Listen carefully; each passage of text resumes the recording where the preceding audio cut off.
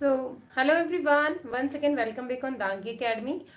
Previous lecture में आपको provide करवा चुकी हूँ. हमने कुछ न्यूमेरिकल्स देखे थे.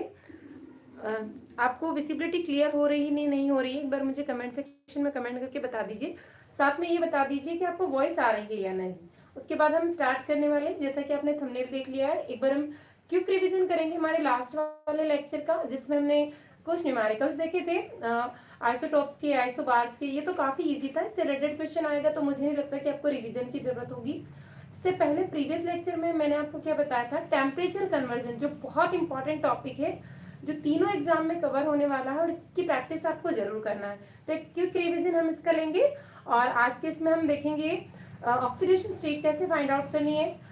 वहां पर भी थ्योरी बेस्ड क्वेश्चन बिल्कुल भी नहीं आएंगे. कोई भी एलिमेंट का आपको नाम प्रोवाइड कर दिया जाएगा, देन आपसे ये पूछ लिया जाएगा कि इसकी ऑक्सीडेशन स्टेट क्या है, इसकी वैलेंसी क्या है. सो हमको स्टार्ट करते हैं. सेशन को लाइक कर दीजिए, शेयर कर दीजिए ज़्यादा से ज़्यादा.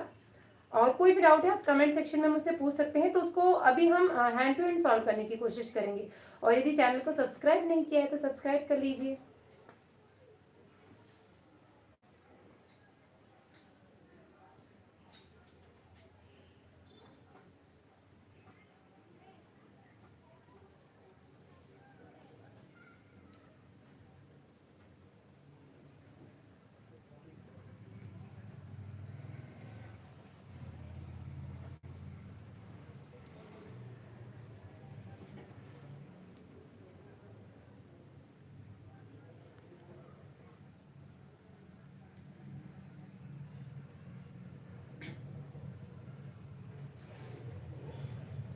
ओके, स्टार्ट करते हैं.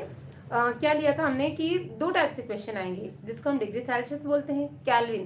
तो अगर क्वेश्चन आया, लास्ट के एग्जाम के क्वेश्चन पेपर आप निकालिए, उसमें क्वेश्चन पूछा गया था कि ऐसा यूनिट क्या होती है टेम्परेचर की, या परम ताप पैमाना क्या होता है. तो उसमें आंसर आपको यही टिक करना था, केल्विन. आप डिग्री सेल्सियस कभी भी टिक मत कीजिए, हमेशा आपको केल्विन को ही टिक करना है. ध्यान रखिए, आप केल्विन को ही आपको टिक करना है. अब कैसे करना है ये हम देख लेते हैं.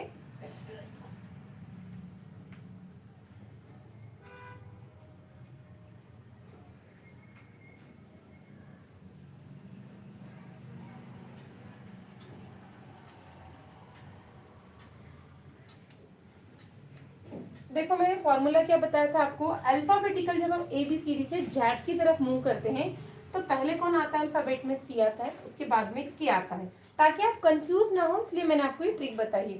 तो आप ये ध्यान रखिए, जब सेंटीग्रेड या जिसे सेल्सियस भी कहा जाता है हिंदी मीडियम में, तो अगर इसे आपको केल्विन में कन्वर्ट करना हो तो आपको क्या करना पड़ेगा, इसके अंदर कोई नंबर प्लस करना पड़ेगा. वो नंबर क्या होता है, 273.15. तो ये केल्विन में कन्वर्ट हो जाएगा. और अगेन रिवर्सिबल, यानी केल्विन से अगर आपको सेंटीग्रेड या सेल्सियस में कन्वर्ट करना है तो ये इसमें से इस नंबर को आप माइनस कर देंगे. काफी सिंपल क्वेश्चन है. उसके बाद मैंने आपको क्या बताया था, फ़ारेनहाइट. फ़ारेनहाइट से आप कैसे करेंगे, तो फ़ारेनहाइट दिया हो, फ़ारेनहाइट को आपको बदलना है. सपोज कीजिए आपको डिग्री सेल्सियस में कन्वर्ट करना है इसे. कोई भी एग्जांपल ले लीजिए. यदि आपने एग्जांपल ले लिया यहाँ पर कि हम ले लेते हैं 15 डिग्री फ़ारेनहाइट, इसे कन्वर्ट कीजिए. या फिर आपको क्वेश्चन दे दिया जाए यहाँ पर, क्वेश्चन ले लिया हमने से रूम टेम्परेचर होता है, तो रूम टेम्परेचर कितना होता है, 25 डिग्री. तो 25 degree centigrade convert into Fahrenheit temperature.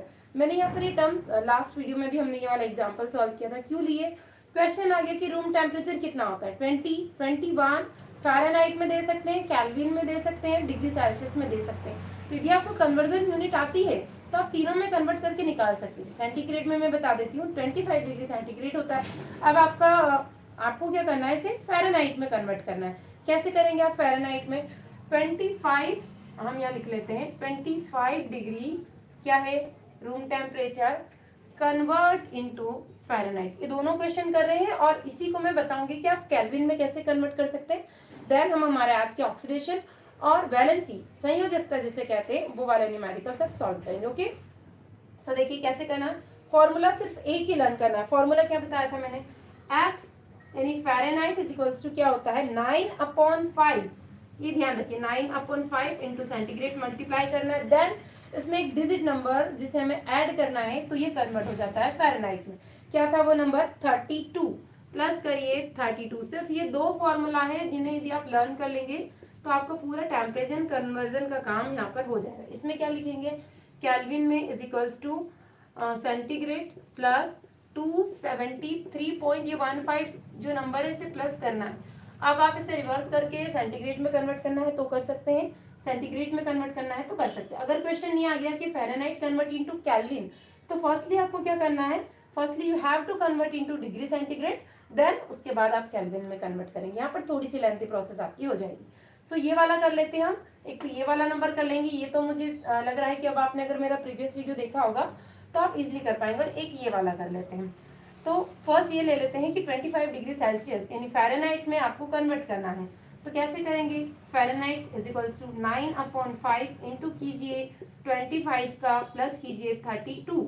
Okay, 32 आपको क्या करना है, प्लस करना है।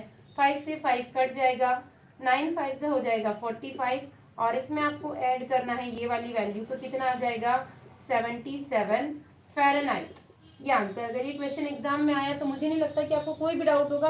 सिर्फ एक फॉर्मूला रट लो, फटाफट से वैल्यू पुट करो और सॉल्व कर दो। ओके, आप ये वाला करके देख लीजिए। रूम टेम्परेचर की वैल्यू हो गई। ह्यूमन बॉडी का टेम्परेचर कितना होता है, कमेंट सेक्शन में आंसर जरूर कीजिए और सेशन को लाइक कर दीजिए, शेयर कर दीजिए।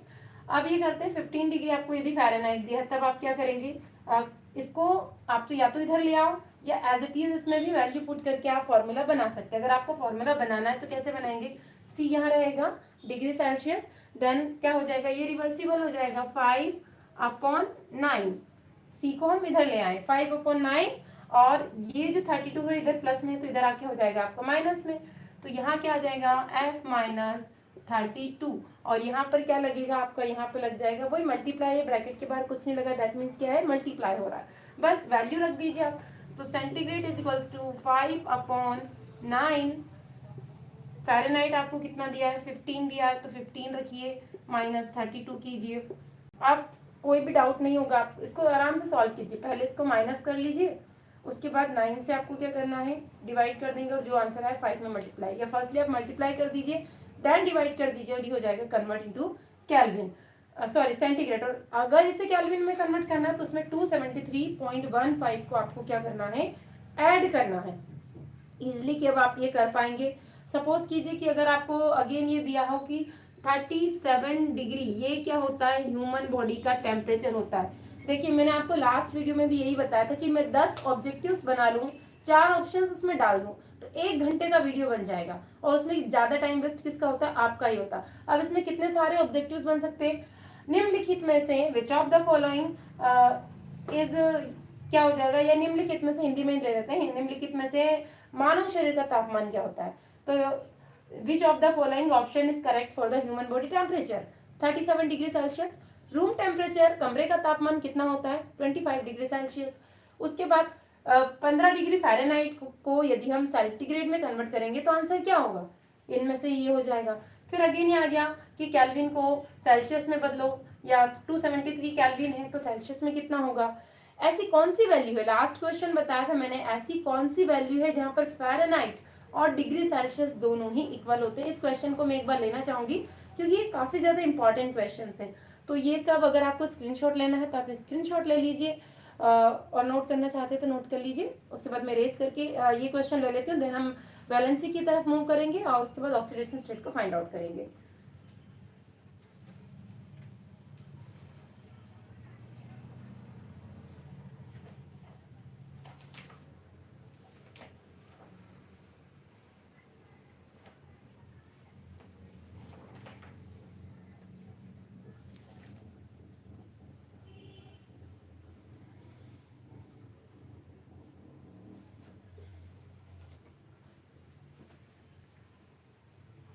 आई होप कि आपने ये नोट कर लिया होगा। बस ये लास्ट क्वेश्चन ले रहे हैं हम टेम्परेचर कन्वर्जन का, ताकि आपका क्विक रिवीजन हो जाए।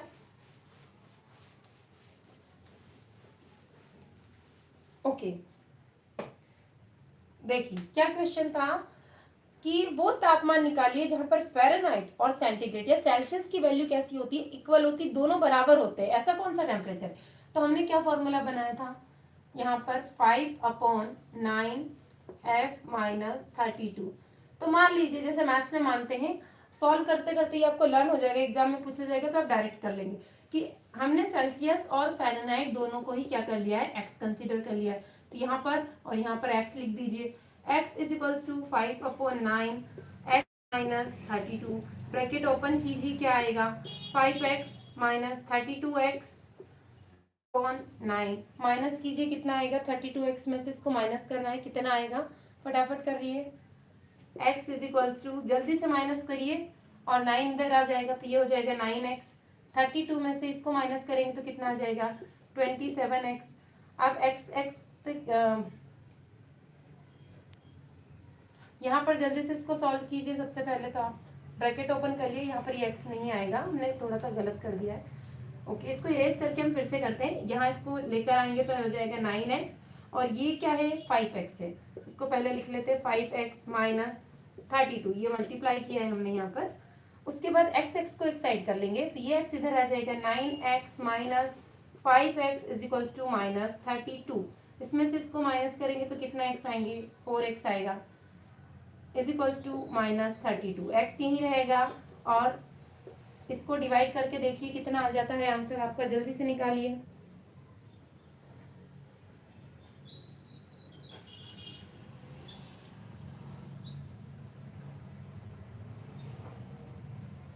सॉरी, हमने यहाँ पर क्या किया, इसको मल्टीप्लाई करना था और एज इट इज लिख दिया है। इसको एक बार हम फिर से करेक्ट कर लेते हैं। यहाँ से आप यहाँ से कीजिए। ओके, 32 5 का मल्टीप्लाई करना है आपको, 5 2 10, 5 3 15, ये हो जाएगा 160। तो आंसर आपको गलत आ जाता। अब आप करेंगे एग्जैक्ट आंसर आएगा, इसको माइनस करेंगे 4x is equals to 160, minus कीजिए जल्दी से। और एग्जाम में आप ऐसी मिस्टेक मत कीजिए। 4 4 जा 16, कितना आएगा 4 4 जा 16 और 40। आई होप कि आपने कर लिया होगा कंप्लीट। 40 आया, यानी कि वो टेम्परेचर 40 डिग्री माइनस का, जहाँ पर डिग्री सेल्सियस और डिग्री फ़ारेनहाइट दोनों ही क्या होते हैं इक्वल। एक बार फिर से ले लीजिए क्वेश्चंस को। वो वैल्यू फाइंड आउट करनी है जहाँ पर फ़ारेनहाइट और डिग्री सेल्सियस दोनों के ही मान कैसे होते हैं, बराबर होते हैं। तो हमने लिख लिया है फॉर्मूला, दोनों को एक्स कंसिडर कर लिया, दोनों की जगह जहाँ डिग्री और फ़ारेनहाइट एक्स एक्स लिख दिया। 5 का मल्टीप्लाई एक्स में करा 5x आया, देन 32 में करा तो इसका मल्टीप्लाई करेंगे तो 160 आ जाएगा। 9 इधर चला जाएगा, 9 यहाँ चला जाएगा तो 9x हो जाएगा। इसको इस साइड लाइए, माइनस कीजिए।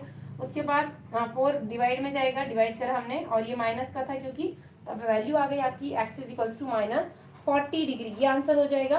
और अब हम बढ़ते हैं हमारे संयोजकता और ऑक्सीडेशन स्टेट की तरफ।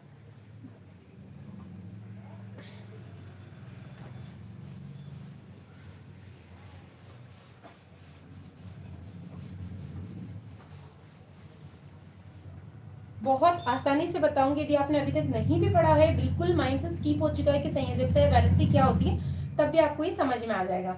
हिंदी में कहा जाता है संयोजकता और इसी को इंग्लिश में कहते हैं वैलेंसी। इंग्लिश में क्या कहते हैं इसे, वैलेंसी। डेफिनेशन क्या होती है, the capacity of sharing pairing of electron या shared pair of electron is known as valency of that element या दैट एटम। संयोजकता साझेदारी करने की क्षमता। अगर परिभाषा आती है एग्जाम में कि किसी भी तत्व के आपस में साझेदारी करने की क्षमता को क्या कहा जाता है, तो उसे कहा जाता है संयोजकता। Sharing pairing capacity of electron is known as valency. अब ले लिया हमने एक एग्जांपल हाइड्रोजन का। हाइड्रोजन का एटॉमिक नंबर कितना होता है 1। अब आपको ये डाउट नहीं होगा यदि आपने मेरा प्रीवियस वीडियो देखा है कि इलेक्ट्रॉन कैसे फाइंड आउट करना है, प्रोटॉन कैसे फाइंड आउट करना है, देन न्यूट्रॉन कैसे फाइंड आउट करना है, नहीं देखा है तो डिस्क्रिप्शन बॉक्स में मैं आपको लिंक प्रोवाइड कर दूंगी, तो आप एक बार उस वीडियो को जरूर देख लिए कि कोई भी एटम है, कोई भी इलेक्ट्रॉन है या कोई भी मॉलिक्यूल्स है। और उसके बाद मैंने ये आयंस के फॉर्म में भी बताया आपको कि इनके ऊपर प्लस माइनस जो चार्जेस लगे होते हैं, जैसे कि NH4 1+ होता है, तो इनमें इलेक्ट्रॉन प्रोटॉन को हम कैसे फाइंड आउट करते हैं, एक बार जरूर देखिए, एग्जाम के पॉइंट ऑफ व्यू से बहुत ज्यादा इंपॉर्टेंट। तो ये लिया हमने, इसमें कितने इलेक्ट्रॉन है और इसकी वैलेंसी कितनी है। तो सबसे पहले हमें ये ध्यान रखना है कि आप एक पैर पे चलने की कोशिश कीजिए। कैसे चलेंगे आप, कितनी दूर तक चल पाएंगे, ज्यादा कैपेसिटी नहीं होगी आपकी चलने की। तो इस कंडीशन में क्या होता है, जब हम दोनों पैरों पे चलते हैं तो हमारी कैपेसिटी या हमारी टेंडेंसी बढ़ जाती है। तो सेम वैसा ही यहाँ पर भी कि जो एटम्स होते हैं यहाँ पर है अपना ऑक्टेट कंप्लीट, यानी अपना अष्टक कंप्लीट करने की पूरी पूरी कोशिश करता है वो कि मेरा अष्टक पूरा हो जाए तो मैं स्टेबल हो जाऊं, अदरवाइज क्या होता है इधर उधर लुढ़कता रहता है। तो अष्टक क्या होता है, ये होते हैं, ये हम एक और लेक्चर लेंगे इसमें, जिसमें मैं आपको रदरफोर्ड का मॉडल, थॉमसन का मॉडल बताऊंगी। उसके साथ साथ ये ऑर्बिट यानी कक्ष और कक्षक क्या होता है, ऑर्बिट और ऑर्बिटल्स क्या होते हैं, कैसे इलेक्ट्रॉन्स फील होते हैं, and what is the difference between orbit and orbitals, ये हम पूरा डिस्कस करेंगे। तो ये हो गया हमारा हाइड्रोजन न्यूक्लियस के अंदर है।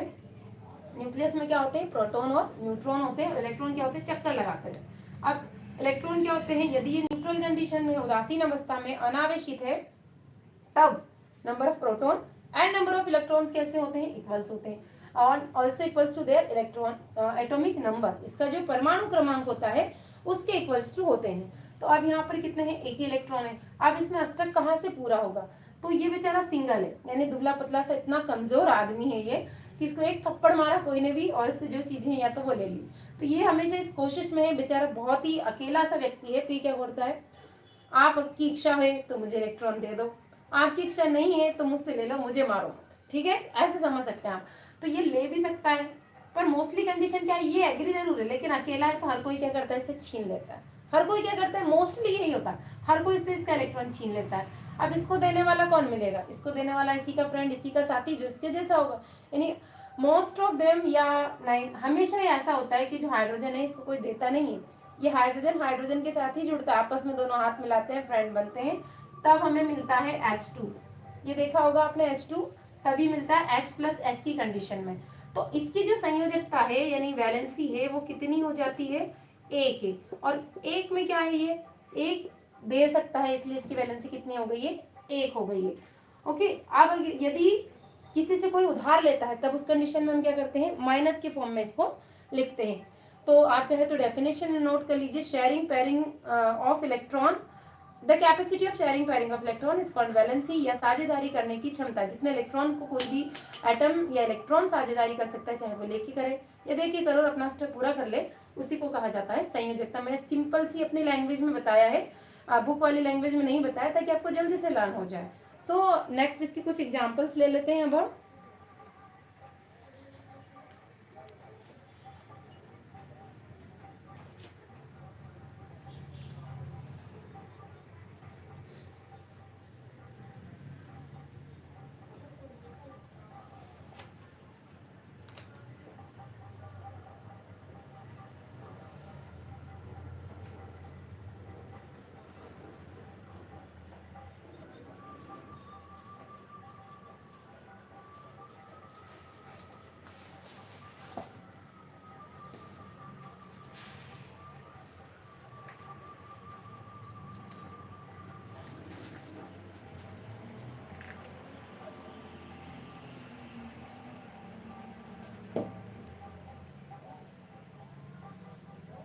ओके, इसे अब इरेज कर लेते हैं, और अब मैं आपको सिंपल सिंपल सी पीरियोडिक टेबल के 8-10 एलिमेंट की संयोजकता बता देती हूँ, उसके बाद तो आप खुद ही फाइंड आउट करना सीख जाएंगे। सो दूसरा एलिमेंट होता है हमारा हीलियम। हीलियम का एटॉमिक नंबर होता है 2। अब इसमें क्या है, कितने इलेक्ट्रॉन है, इसे बनाइए आप, प्रैक्टिस कीजिए। अब क्या होगा, क्या इसका स्टेप पूरा हो रहा है, यहाँ पर नहीं हो रहा है, तो इसकी संयोजकता कितनी है, इसकी संयोजकता हो जाएगी 2। इसके बाद आता है आपका लिथियम। लिथियम आता है, लिथियम की संयोजकता कितनी हो जाएगी। अब इलेक्ट्रॉन कैसे भरते हैं, सबसे पहले क्रम याद कर लीजिए, कैसे भरेंगे। सबसे पहले ये है, अभी तक तो 2 ही थे, अब जैसे 3 इलेक्ट्रॉन आए, एक दूसरा सर्कल आ गया, दूसरी कक्षा आ गई, जैसे एक रो होती है हमारी क्लास में और उसमें एक बेंच की कैपेसिटी कि हम दो ही बच्चों को बिठा सकते, तीसरा बिठाओगे नीचे गिर जाएगा। तो जो फर्स्ट क्लास है इसमें सिर्फ 2 इलेक्ट्रॉन भर सकते। अब हाइड्रोजन के पास में तो 2 थे ही नहीं, तो कहाँ से भरेंगे, इसलिए उसमें कितना भरा रहा था, सिर्फ 1 इलेक्ट्रॉन भरा रहा था। उसके बाद जो थर्ड क्लास आती है, इस थर्ड क्लास में कितने इलेक्ट्रॉन्स को भरा जा सकता है, 8 इलेक्ट्रॉन्स को आप फील कर सकते हो, कितने, 8।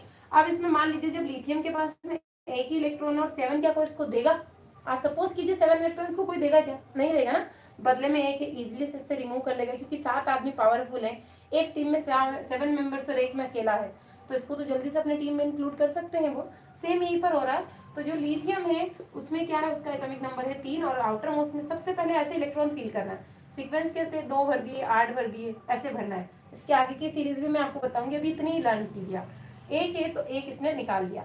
4 देखते हैं, 4 नंबर पे कौन आता है, 4 नंबर पे आता है आपका बेरिलियम। BE इसका सिंबल होता है। अब इसमें भी देखिए 2 भर आ गए यहाँ पे फर्स्ट में, देन सेकेंड आया 2 भर लिया। अब इसको कितने चाहिए अष्टक को पूरा करने के लिए? 6 इलेक्ट्रॉन की रिक्वायरमेंट है। तो क्या 6 को इसको देगा? नहीं देगा। बदले में क्या करेगा? 2 इससे ले लेगा। संयोजकता कितनी हो गई?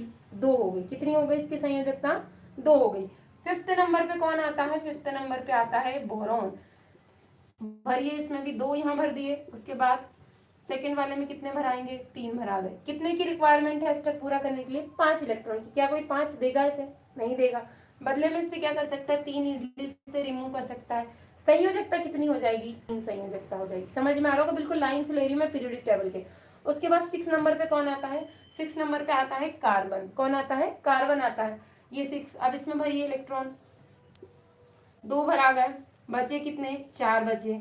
अब 4 एक ऐसी कंडीशन आ गई मॉडरेट।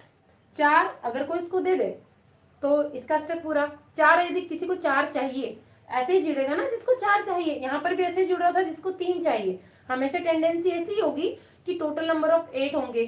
तो या जैसे आगे हम बताऊंगी मैं आपको तो समझते जाओगे। यानी या तो किसी को 3 दे दे, उसके पास 5 होंगे, तो इससे वही इलेक्ट्रॉन जुड़ेगा जिसके पास ऑलरेडी 4 है। तो कंडीशन कैसी आ गई? इक्वल लेवल की। या तो तू मुझे 4 दे दे या तू मुझसे 4 ले ले। तो एक और ऑब्जेक्टिव क्वेश्चन क्या बनता है?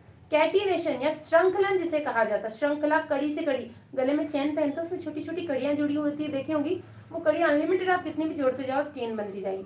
तो वो कैटिनेशन की प्रॉपर्टी से कहा जाता है। कैटिनेशन या श्रृंखलन का गुण किस तत्व में पाया जाता है? Which element have catenation property? तो ध्यान रखिए कार्बन में पाया जाता है। और इसी के कारण ये है कि लंबी लंबी श्रृंखलाएं, लंबी लंबी चेन्स बनाता है, सिर्फ इसी के कारण। तो ये क्या कर सकता है? ये 4 ले भी सकता है और 4 दे भी सकता है। ठीक है। तो कार्बनिक रसायन आपने ऑर्गेनिक केमिस्ट्री पढ़ी होगी, उसमें कार्बन के बिना हम पढ़ ही नहीं सकते, क्योंकि यही गुण है जिसकी वजह से ये लंबी लंबी प्रोटॉन को जोड़ने में हेल्प करता है। बीच में हर जगह जहाँ देखेंगे, जहाँ जहाँ कार्बन है वहाँ लंबी लंबी चेन्स का फॉर्मेशन होता है। वैसे ये भी हमारे टॉपिक्स में नहीं है। 11th क्लास के टॉपिक उसमें नॉमेनक्लेचर है। अगर आप साइंस के स्टूडेंट हैं, मैथ्स के स्टूडेंट है, तो आपने ये पढ़ा होगा, तो आपको समझ में आ गया। इतना आपके सिलेबस में है। पटवारी की प्रिपरेशन कर रहे हैं, टेट की प्रिपरेशन कर रहे हैं, जो भी, तो उसके हिसाब से ये सफिशियंट है आपके लिए। इसको रेस करते हैं और थोड़ा सा बताती हूँ मैं आपको। 15-16 एलिमेंट तक बता दूंगी, ताकि क्या है आप जल्दी से इसको सॉल्व कर पाएंगे। ओके, सो नेक्स्ट लेते हैं। नेक्स्ट क्या है आपका? अभी बाद में रेस करेंगे।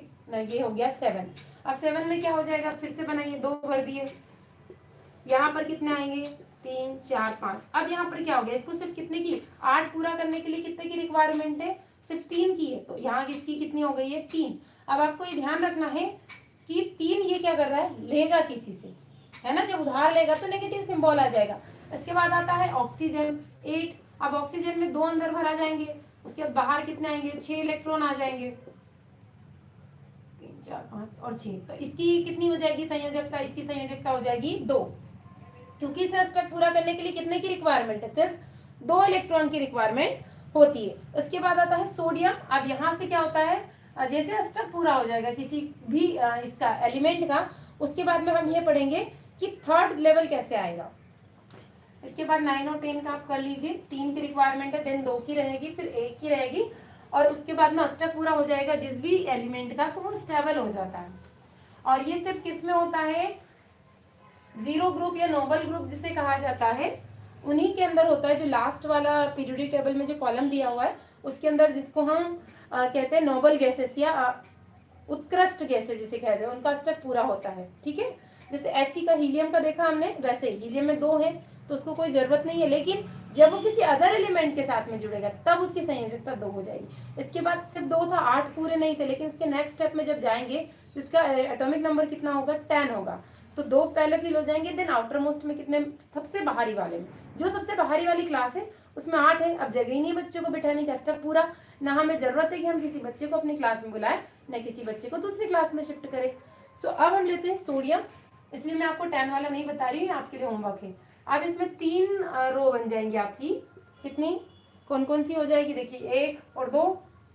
उसके बाद इसमें आ जाएंगे 1, 2, 3, 4, 5, 6, 7, 8। 8 और 2 10, और थर्ड लेवल बनेगा इसमें 1। तो ये एक किसी भी को भी इजीली डोनेट कर सकता है। अब ऐसा जरूरी नहीं है कि सोडियम के साथ सोडियम ही जुड़े। आपने एग्जाम्पल पढ़ा होगा, देखिए मैं अब यहाँ पर अच्छे से बताती हूँ। NaCl, सोडियम क्लोराइड क्या बना? सोडियम क्लोराइड जिसे कहते हैं हम नमक, इसका फॉर्मूला। तो क्लोरीन क्या होता है, क्लोरीन का हम यहाँ पर कंप्लीट कर लेते हैं साथ में, क्योंकि इतना कर लिया समझ में आ चुका होगा। एटॉमिक नंबर होता है 17। अब इसमें भरिए, फर्स्ट क्लास में कितने आ गए, 2 आ गए, थर्ड में आ जाएंगे, मैं 8 लिख देती हूँ, आप आराम से सर्कल फिल कर लीजिए। अब कितने बचे, 7 बचे, 7 इसमें भरना है। अब इसको 8 कंप्लीट करने के लिए कितने की इलेक्ट्रॉन की रिक्वायरमेंट होगी, 1 इलेक्ट्रॉन की रिक्वायरमेंट होगी, कितने, 1। और इसको पूरे करने के लिए कितने की रिक्वायरमेंट है, 7। तो क्या क्लोरीन से 7 देगा या इससे छीन लेगा, तो ये क्या करता है, इसको दे देता है। Na के प्लस कैसा चार्ज आ जाता है, प्लस Cl के पास कैसा चार्ज आता है, माइनस, दोनों जुड़ जाते हैं और बन जाता है NaCl। समझ में आया। क्लोरीन की कितनी है संयोजकता, क्लोरीन को कितना चाहिए, एक ही चाहिए ना, एक है संयोजकता, एक ही, ध्यान रखिए। सोडियम की भी कितनी है संयोजकता, एक है। कितने इलेक्ट्रॉन को वो शेयर कर सकता है आपस में, चाहे वो लेके करे या दे के करे, वो कैपेसिटी कहलाती है संयोजकता। समझ में आ रहा होगा, पूरा नहीं समझ में आ रहा तो कमेंट कीजिए। और जो भी डाउट है जिस भी एलिमेंट का, तो अभी हम क्लास में ले लेंगे तो आपको समझ में आ जाएगा। थोड़ा और बड़ा हम लेंगे इसको।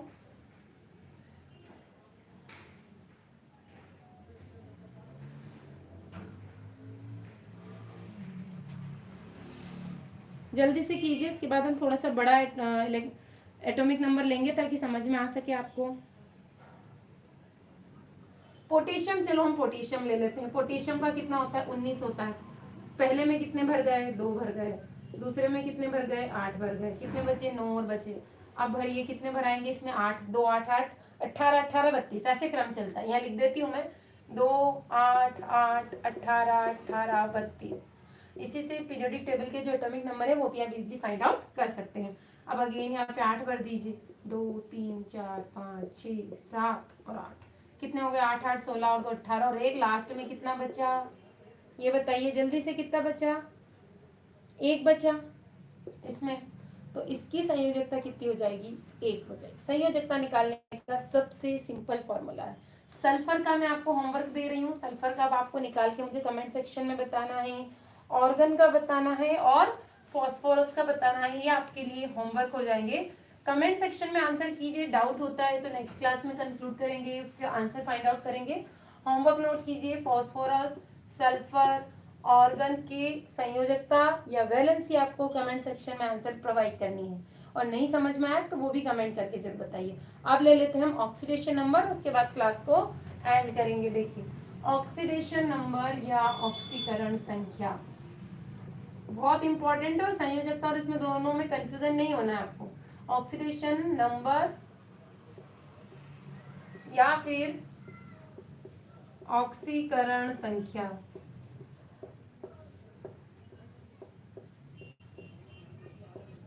सुना तो होगा आपने क्या होता है। थोड़ा सा पानी पी लेती हूँ मैं, उसके बाद इसको स्टार्ट करते हैं।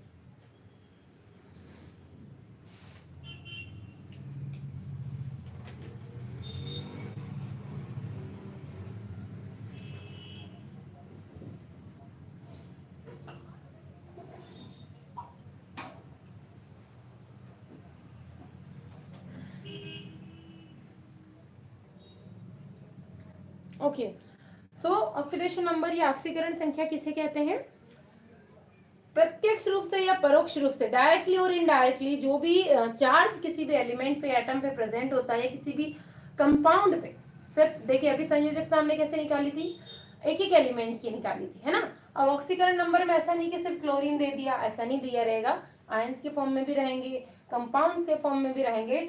तो कोई भी एलिमेंट, कोई भी तत्व, कोई भी आयन या कोई भी यौगिक, उसमें इनडायरेक्टली या डायरेक्टली, परोक्ष या प्रत्यक्ष रूप से जो भी चार्ज या आवेश उपस्थित होते हैं, उसी को कहा जाता है ऑक्सीकरण नंबर या ऑक्सीडेशन नंबर या ऑक्सीकरण संख्या, उसी को हम कहते हैं। विद एग्जाम्पल देखेंगे, ये मैंने डेफिनेशन बता दी, क्योंकि यदि डेफिनेशन दे दी और नीचे ऑप्शन दे दिए तब आप कैसे कर पाएंगे, ये आप नोट करते जाइए। देखिए कितने सारे ऑब्जेक्टिव्स आपके कवर अप हो चुके हैं इतने से टॉपिक्स में। ओके, तो अब हम करते हैं इसको स्टार्ट। ये नोट कर लीजिए, डेफिनेशन नोट कर लीजिए आप और स्टार्ट कर दें।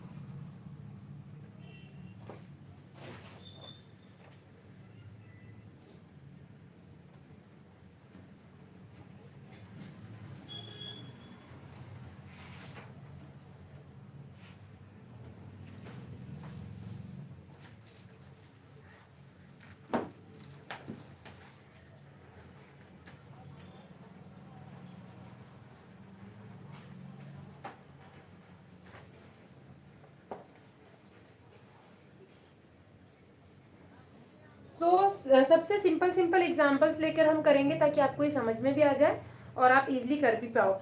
आपने हाइड्रोक्लोरिक एसिड सुना होगा, सल्फ्यूरिक एसिड का नाम सुना होगा, तो वही एग्जांपल सबसे पहले हम ले लेंगे।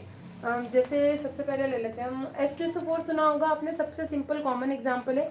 H2SO4 में अब क्वेश्चन ऐसे रहेगा कि H2SO4 में सल्फर का ऑक्सीडेशन नंबर या ऑक्सीकरण संख्या बताना है, और संयोजकता आएगा तो डायरेक्ट संयोजकता NaCl में Na की संयोजकता बताइए, Cl की संयोजकता बताइए। एग्जाम्पल लिख लिया, H2SO4 में सल्फर की आएगी, ये वाला एलिमेंट है, इसकी ऑक्सीडेशन नंबर बताना है। फॉर्मूला सबसे पहले लिख लीजिए। पहले तो आपको कंसीडर करना है जैसे हम मैथ्स में करते हैं, इज इक्वल्स टू 0। क्या मान लिया, क्योंकि हमें मालूम नहीं है अभी। अब इसमें से किसकी निकालना है, एस की। अब आप चाहे तो जिस नंबर की आपको फाइंड आउट करना है उसे एज इट इज रख लीजिए नाम के साथ, और थोड़ा डाउट होता है तो एक्स कंसीडर कर लीजिए। आपके ऊपर डिपेंड करता है कि आप कैसे सुटेबल है। तो मैं इसको मान लेती हूँ एक्स, किसको, या तो एस को एस लिखते चलिए, या इसको मान लीजिए एक्स मान लीजिए। अब यहाँ पर ये हाइड्रोजन कितने हैं, हाइड्रोजन है हमारे 2। एक क्वेश्चंस में आपको पूरा अच्छे से करूंगी डिटेल में, उसके बाद शॉर्ट फॉर्म में हम करेंगे क्योंकि एग्जाम के पॉइंट ऑफ व्यू से करना है। और इसका एटॉमिक नंबर कितना होता है, ये होता है 1। कितना होता है, 1 होता है। उसके बाद सल्फर का तो निकालना है, ऑक्सीजन, ऑक्सीजन कितने हैं यहाँ पर 4 है, इसका एटॉमिक नंबर कितना होता है 8। ऐसे ही करना है। तो यहाँ पर कीजिए आप, हाइड्रोजन की जगह रखिए 2 × 1, उसके बाद क्या लिखना है, प्लस लगाना है, प्लस सल्फर को एज इट इज रख दो या एक्स रख दो, प्लस ऑक्सीजन कितने हैं 4 × 8 इज इक्वल्स टू 0। निकालते जाइए फटाफट से।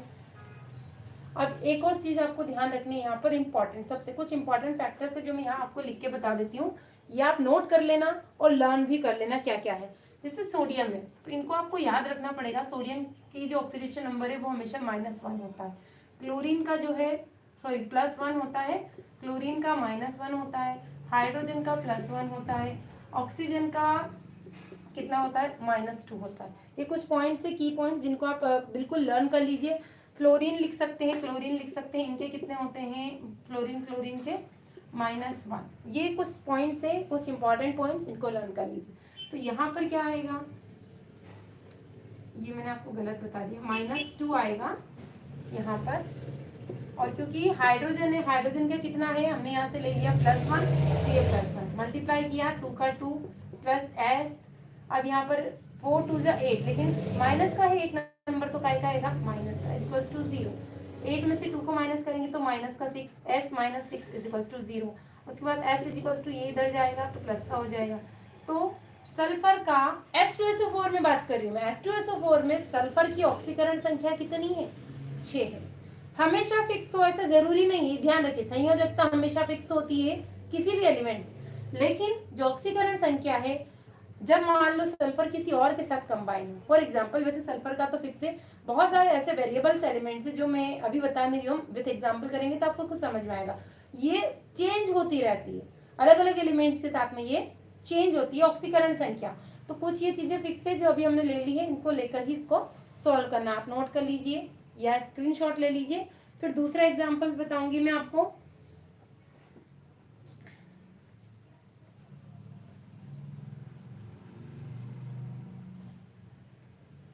ओके, इसको इरेज कर रहे हैं। एक और एग्जांपल ऐसा लेते हैं जिसमें फिर से सल्फर इंक्लूड, उसमें देखते हैं कि सल्फर की कितनी ऑक्सीडेशन स्टेट आती है, ऑक्सीकरण संख्या आती है। तो देखिए ये लेते हैं हम एग्जांपल, Na2SO3, नहीं Na2S2O3। इसका नाम बताना मुझे कमेंट सेक्शन में कि इसका नाम क्या होता है। इसमें भी आपको किसकी निकालनी है, इसमें निकालना है सल्फर की।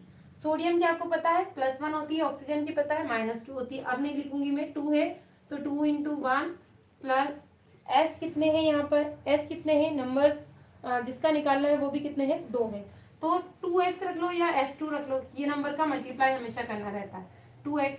उसके बाद प्लस लगाएंगे, ऑक्सीजन कितने हैं यहाँ पर 3 है, इंटू -2 इज इक्वल्स टू क्या आएगा, 0 आएगा।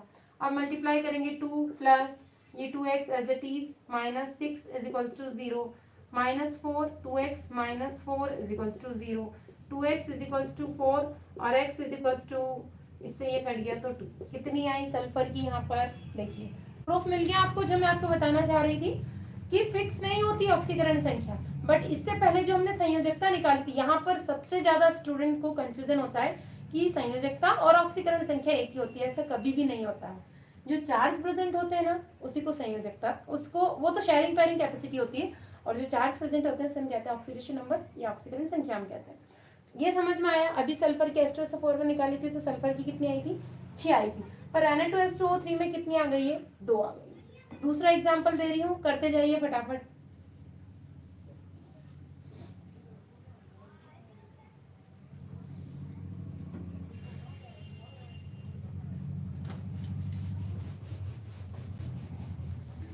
अब ले लेते हैं हम K2Cr2O7।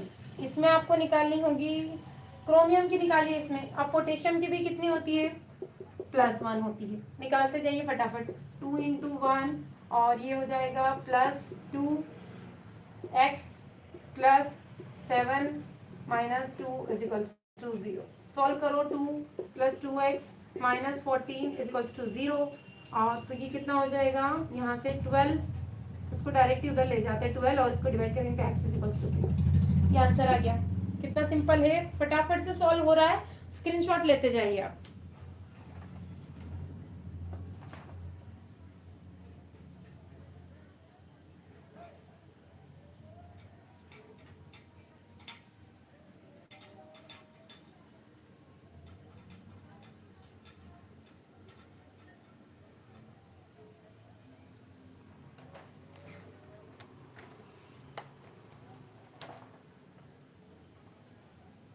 अब देखिए एक और इसी का एग्जांपल लेते हैं। ये भी क्वेश्चन में चेंज कर दूं, K2Cr2O4 कर दिया जाए K2Cr2O7 को, और यहाँ पर अगर आप क्रोमियम की निकालेंगे तो कितना आएगी, फटाफट से सॉल्व करो उसको, कितनी आएगी। तब यहाँ 6 आ रही तो यहाँ आएगी x = 3। तो देखिए ये वेरिएबल्स होती है, फिक्स नहीं होती है हमेशा। कुछ एलिमेंट्स हैं जिनके फिक्स है, जो हमें लेकर चलना है दूसरे एलिमेंट की ऑक्सीडेशन नंबर को फाइंड आउट करने के लिए। इसकी आप खुद निकाल कर देखना, इसकी मैंने आपको निकाल के बता दी है। नेक्स्ट एग्जाम्पल लेते हैं हम, ले लेते हैं यहाँ पर लेड Pb3O4। इसमें आपको निकालनी है लेड की। ये Pb किसका सिंबल है, लेड की। तो लेड की निकाली, ऑक्सीजन की आपको पता है 3x + 4 - 2 = आ गया 0। ठीक है, अब ये क्या हो जाएगा, 4 × 8, 8 को उधर ले जाओ, प्लस का हो जाएगा तो कितनी आएगी इसकी, 8/3। पॉइंट में निकाल लेना आप आंसर क्या आता है। ठीक है, नेक्स्ट एग्जाम्पल ले लेते हैं हम, क्या लेते हैं, KClO3। इसमें निकालनी है आपको KClO3 में से क्लोरीन की ऑक्सीडेशन स्टेट निकालनी है, क्लोरीन की। पोटेशियम की आपको पता है कितनी है, 1 होती है, और ये 1 ही है, तो 1 × 1 +x +3 - 2 = 0। तो ये कितना आ जाएगा, 3 × 2 = 6, 6 में से 1 जाएगा माइनस, और उधर जाके प्लस का हो जाएगा, तो x = 5। यहाँ पर क्लोरीन की कितनी आई है, 5 आई है। ये निकालते जाइए आप, फटाफट से निकालिए।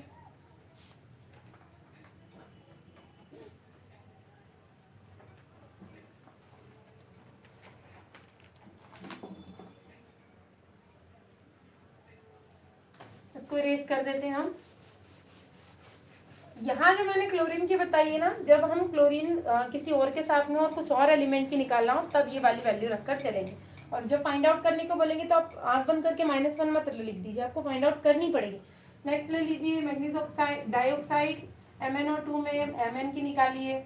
Mn की कितनी सिंपल है निकालना, 2 और 2 - 2 - 4, तो Mn = +4। निकालने की जरूरत ही नहीं।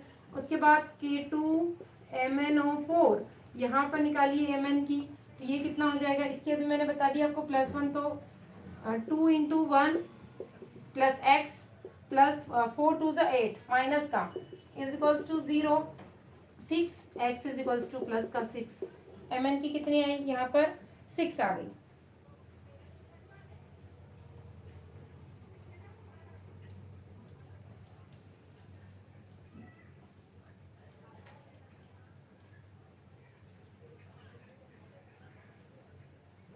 स्क्रीनशॉट लेते जाइए फटाफट से।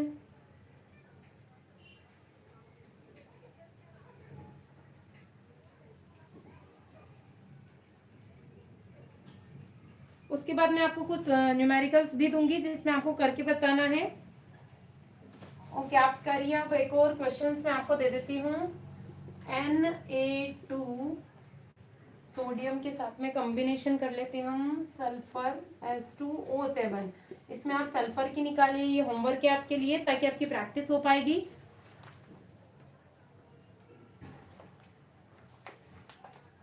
जल्दी, इसको आपके लिए होमवर्क है। कुछ डिफरेंट टाइप का एलिमेंट ले लेते हैं हम जिसमें चार्ज, अभी तक हमने जितने करे इन पे कोई भी चार्ज प्रेजेंट नहीं था। एक लेते हैं हम PO4 3 माइनस, -3 लिखा हो या 3 माइनस। इस कंडीशन में आपसे पूछ ली जाएगी फॉस्फोरस के ऑक्सीडेशन स्टेट क्या है, तो कैसे निकालेंगे। सिंपल है, एक्स कंसीडर किया, ठीक है। अब ये देखिए कि ये जो 3 माइनस है, 4 माइनस है, ये किसके ऊपर लगा हुआ है, ये भी आपको ध्यान में रखना है। कंडीशन वही रहेगी कि इसके अकॉर्डिंग आपको इसके इक्वल्स में क्या सपोज करना है, आपको 0 सपोज करना है।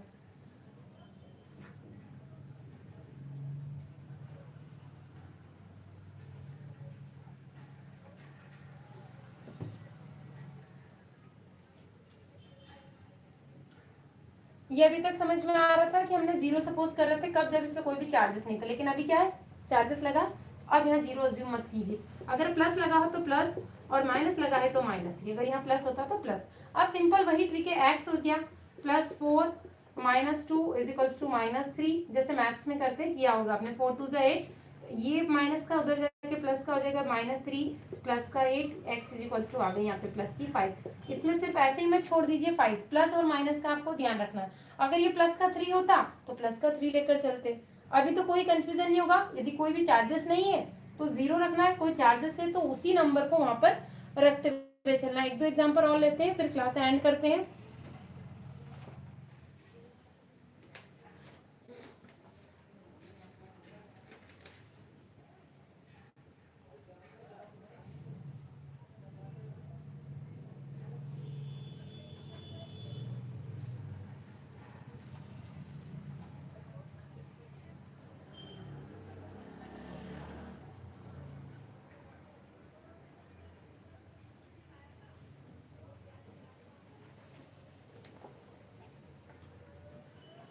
एक और एग्जाम्पल ले लिया, जैसे हमने यहाँ पर ले लिया HgO। HgO क्या होता है, लेड ऑक्साइड। इसमें Hg मर्क्यूरी ऑक्साइड। तो इसकी निकालनी है आपको Hg की। तो ऑक्सीजन की आपको मालूम है x2, ये 1 है तो -2 मल्टीप्लाई करेंगे तो डायरेक्ट -2 लिख दो, x is equals two plus का 2। ये आ गया इसकी ऑक्सीजन स्टेट। Ag ये ले लेते हैं हम, Ag का मत लीजिए, अभी एल्यूमिनियम का ले लेते हैं एक बार। एल्यूमिनियम Al2O3, इसमें एल्यूमिनियम की निकाल के बताइए। तो ये क्या हो जाएगा, 2x हो जाएगा और 3 2 -8 इज इक्वल्स टू 0। ये प्लस का 8 हो जाएगा और 2 हो जाएगा, x is equals two plus का 4। ये आंसर हो गया। कोई भी डाउट है आप कमेंट सेक्शन में कमेंट जरूर कीजिए। मैंने पूरी कोशिश की कि डिफरेंस बता सकूं, संयोजकता वैलेंसी क्या होती है, इसके साथ साथ ऑक्सीडेशन स्टेट में। न्यूट्रल स्टेट में बता दिया आपको, जब कोई चार्ज नहीं लगा हो तो अब क्या होगा, चार्ज लगा हो तब क्या होगा। और सेशन अच्छा लगा हो, क्लास अच्छी लगी तो इसे लाइक कर दीजिए, शेयर कर दीजिए। और अगली क्लास हम श्योर लेने वाले हैं जिसमें पूरा, क्योंकि स्लाइड्स प्रिपेयर नहीं हो पाए थे, नहीं तो हम अभी पूरा कवर अप करते। विद स्लाइड्स में आपको बताऊंगी, क्योंकि लिखने में बहुत ज़्यादा टाइम कंज्यूम होता है, पूरा थॉमसन मॉडल बनाना और रदरफोर्ड्स का पूरा मॉडल्स बताना। तो विद स्लाइड्स हम देखेंगे इसको। So thank you so much.